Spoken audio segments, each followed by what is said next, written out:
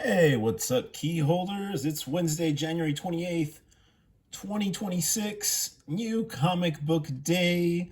We took a trip to South Austin to check out Bat City for the first time, and the vibes were immaculate. They had a bunch of back issues, and walls were stacked with all the new comic books that are available.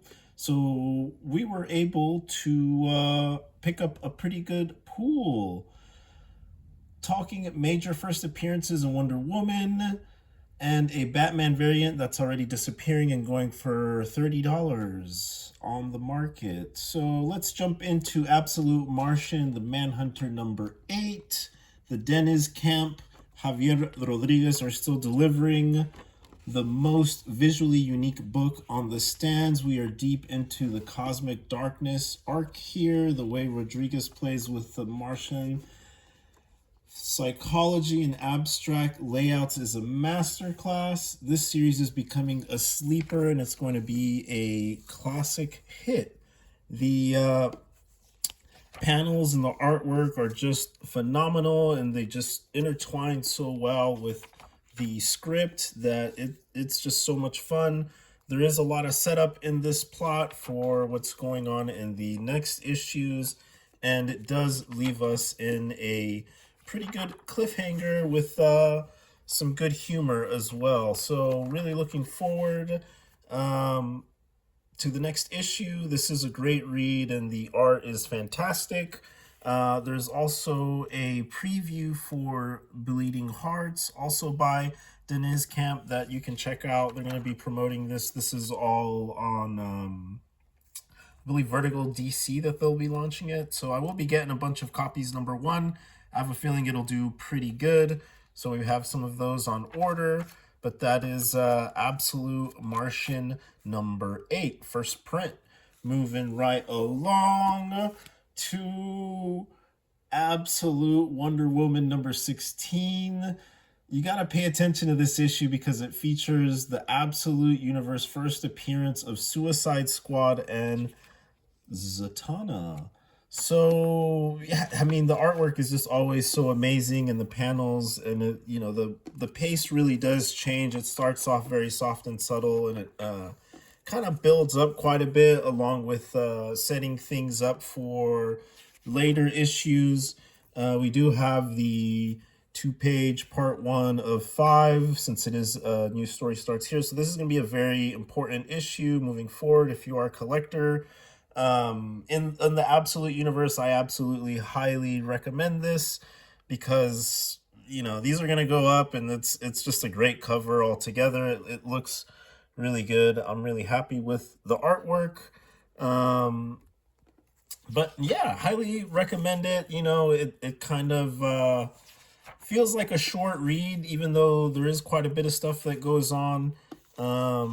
And it's pretty interesting. There's a lot of good moments. We have Barbara introduced into here as well, and here we have the Suicide Squad and Zatanna with these amazing 1-page panels that are just fantastic. And yeah, moving us on to the next issue as they have a standoff, and we'll have to wait for number 17 on that.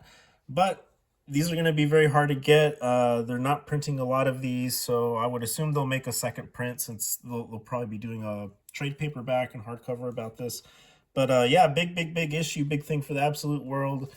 Crazy drop. Now going on to our final cover, 1 in 25. Riccardo Federici. This is a pretty cool. I was able to grab this at cost. Everyone's charging $30 for these. It does have a little right there, as you can see, but there's not much we can do about it. For $4. There was another one, but I did want to leave it for somebody else. I didn't want to grab both of their last copies, but whatever. I probably should have spent a little time looking through them, but unfortunately, yeah, that is a super bummer, but what can you do? But yeah, it's a pretty cool cover overall.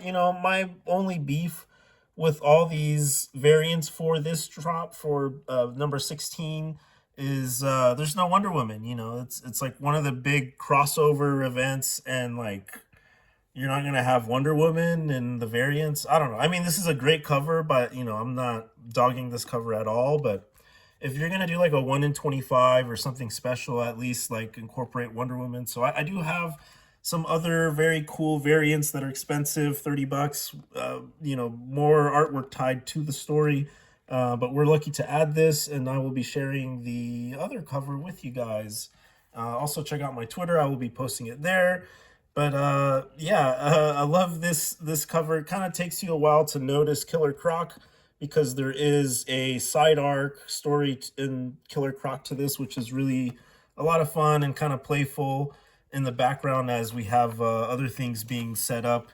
We have the introduction of Two-Face and the Penguin, and it's very hard moment for Bruce post Bane, and of course we go into my favorite title cards, Bat Out of Hell, and it's just really great. This artwork is so fantastic. This did get delayed a whole week. We were supposed to get it last week, but with the reprints, but it didn't make it. So they took a little longer, and it really has a great story with Bruce and Wonder Woman kind of trying to help out his friends, and he goes off with her into a different world to see if he can use magic to bring his friends back to human form. And here you have the Killer Croc side arc that I was telling you about earlier. And they're kind of just building a very fun relationship, which I really like. It's very organic, and it just feels right for this universe. And some really good moments with Bruce and his father in this dream state while he's with Wonder Woman. And there's just some really amazing one-page spreads that Dragata is just so good at, and this is just going to be such a classic piece that's kind of a joke, but serious. And the whole series is kind of this issue is filled with a lot of that. I mean, it just really doesn't get any better than this, guys. It's pretty awesome. You just think, how do they outdo themselves? And they do it every issue, and it just keeps building and getting better. So really absolutely happy with this read. I highly recommend it. All three of these books have been entertaining and a lot of fun, and just a happy good time to be into comic books.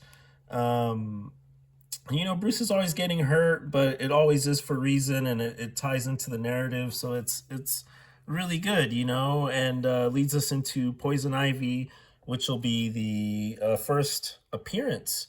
So yeah, pretty excited. Very big week, very big drop, you guys. This has been very highly anticipated. So thank you for tuning in. If you like this type of content, be sure to like and subscribe. Keep stacking, and we will catch you on the next one.